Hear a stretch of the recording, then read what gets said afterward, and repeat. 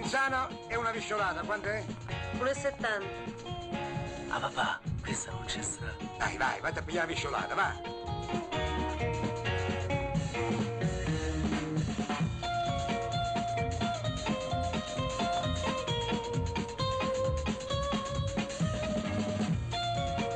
Che devo imparare? Te credo.